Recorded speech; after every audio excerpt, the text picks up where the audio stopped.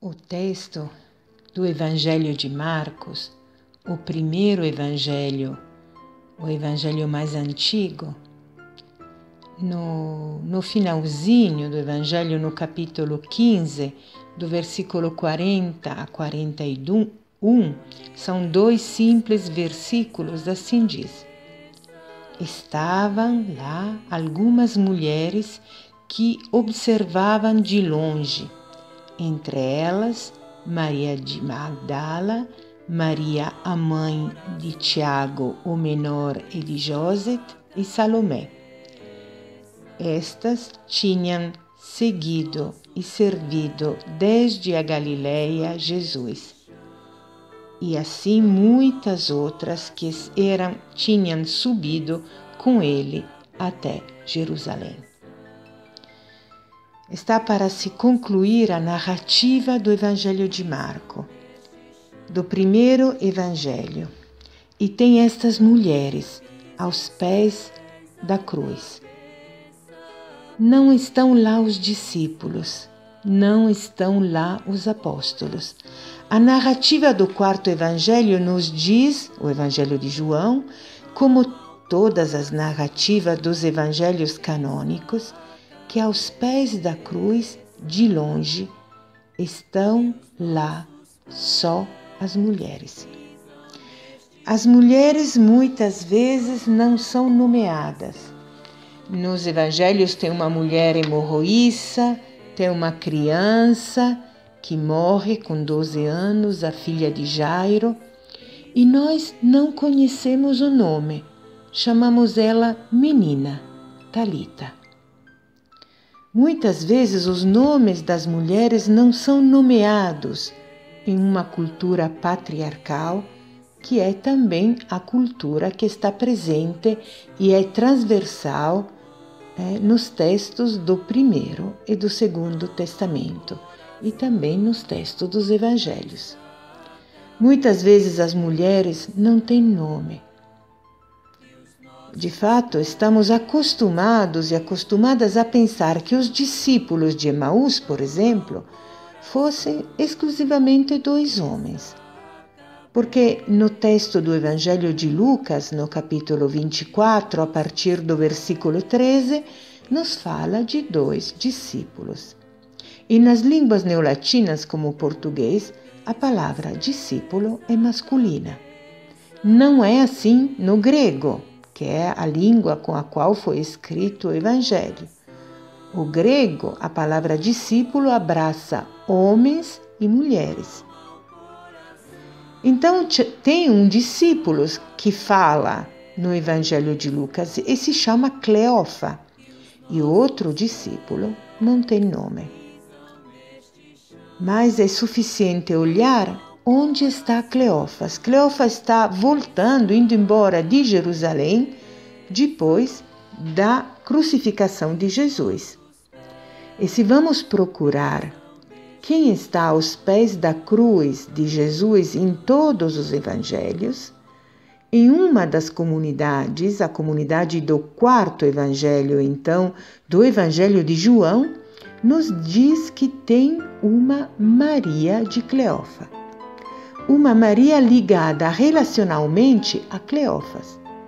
Na América Latina, para nós no Brasil, em muitos lugares do mundo, quando se diz a Maria do João, se entende muitas vezes a esposa, a companheira.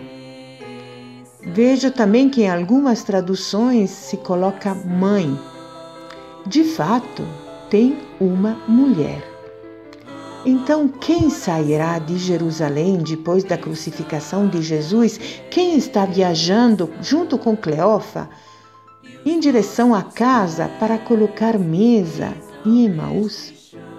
Tem uma mulher, não nomeada, mas nós sabemos o seu nome, porque aparece no texto do Evangelho, Maria. Então, aos pés da cruz, todos os evangelhos nominam o nome de mulheres. Aos pés da cruz, quando os discípulos não estão, e o discípulo apóstolo, no qual a igreja vai respirar, que é Pedro, será o discípulo da experiência da negação de Jesus. Aos pés da cruz estão as mulheres. Aquele stabat em latim, aquele estar presente, silenciosa, aquele estar existente debaixo, aos pés da cruz. Este respirar, o respiro curto, o respiro cansado, o respiro chorando, um respiro emudecido, mas é o respiro de quem está. Quando o amor rima com dor, nós mulheres muitas vezes somos emudecidas, mas estamos. Aquele stabat, em latim, aquele estar, que muitas vezes colocamos no estar da mãe de Jesus, aquele stabat mater, aquele estar da mãe triste. Aquele estar da mãe é o estar das mulheres aos pés da cruz. Maria, a mãe, é nomeada uma vez no quarto evangelho, no evangelho de João, mas nos evangelhos sinóticos, Marcos, Lucas, Mateus, são nomeados outros nomes de mulheres. Mas tem um nome de mulher sempre nomeado em todos os 4 evangelhos canônicos: Maria Madalena, Maria de Magdala. Marcos, Lucas, Mateus, no Evangelho de João, que fazem memória desta mulher que está junto com outras mulheres aos pés da cruz, em silêncio, sem uma palavra, naquele amor que rima com dor. Está Maria de Magdala e estão as mulheres.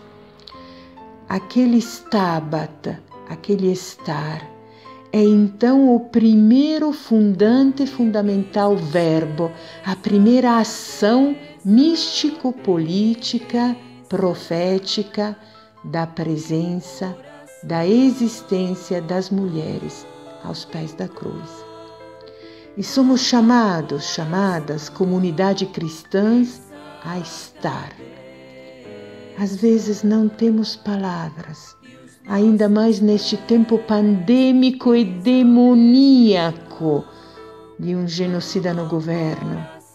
Neste tempo onde o respiro foi engasgado na garganta, o respiro se fez curto, as palavras, aquelas verdadeiras, aquelas profundas, permanecem muitas vezes silenciosas perante o tanto falar, o tanto preencher de mentira, de ódio e de descaso total com a vida, os mídias. Temos necessidade deste silêncio e deste estar. Temos necessidade deste primeiro e fundamental verbo, desta primeira e fundamental ação místico-político-profética das mulheres. Em silêncio, permanecem, não arredam o pé aos pés da cruz. Tem também outros 2 verbos, 2 ações, 2 praxes nestes 2 breves versículos do capítulo 15 do Evangelho de Marcos. Estas mulheres têm seguido e servido Jesus desde a Galileia. Me permito de nomear estes 2 verbos, estas 2 ações místico-políticas proféticas, usando a forma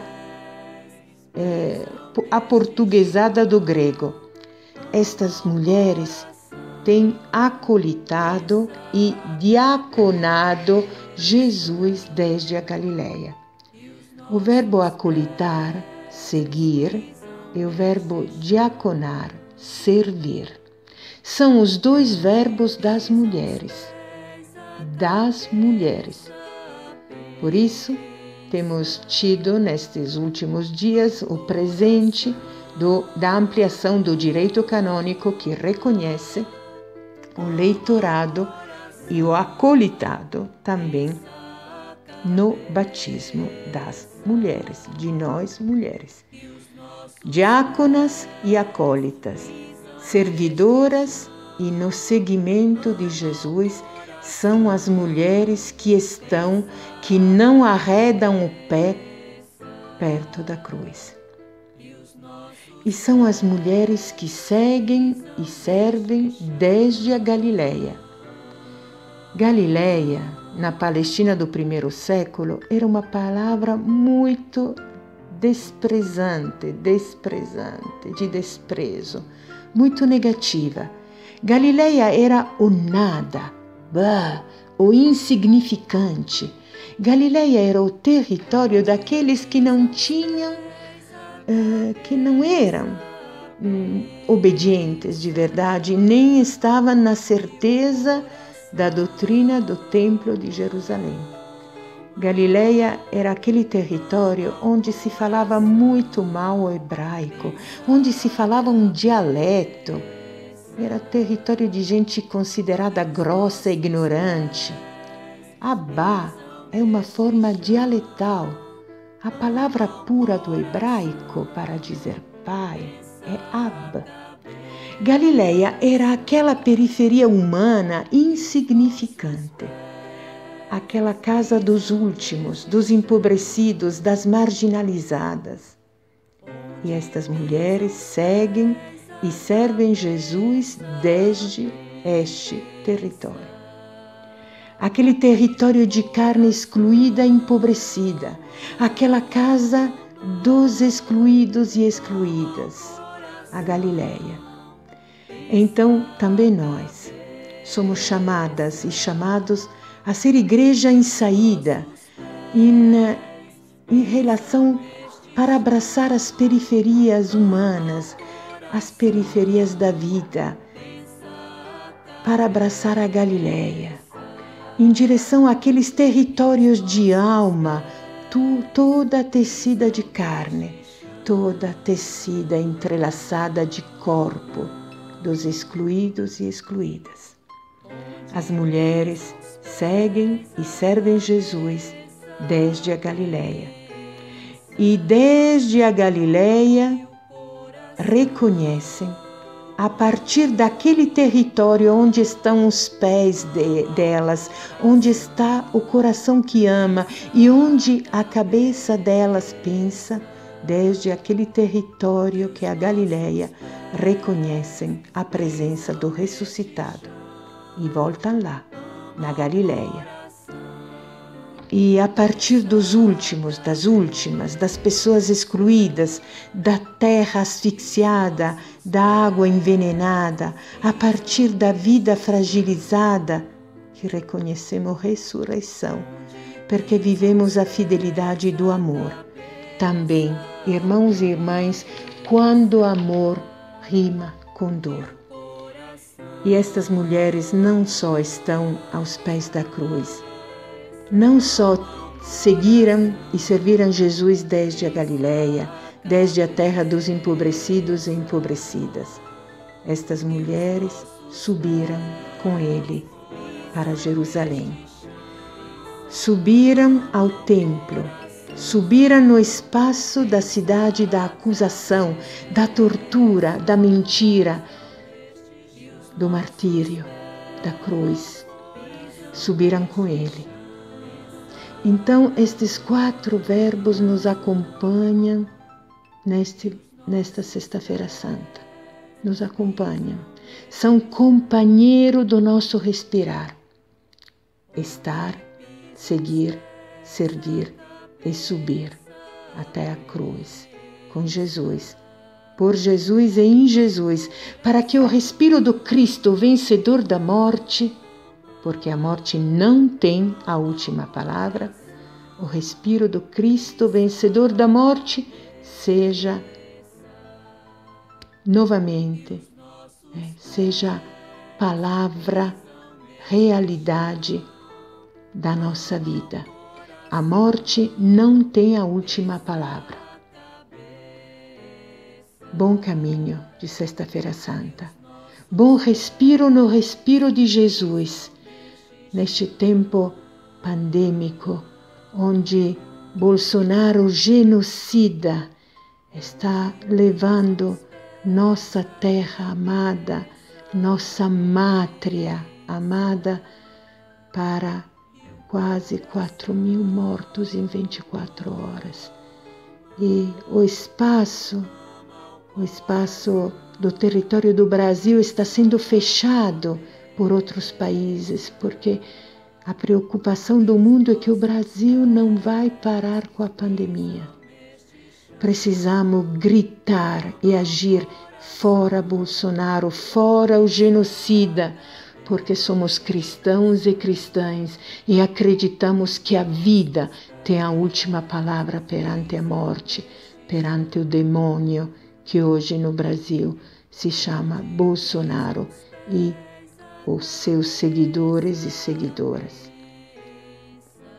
Irmãos e irmãs, vamos caminhando no caminho do estar, do seguir, do servir e do subir até a morte com Jesus para, com Ele, vencer a morte para sempre.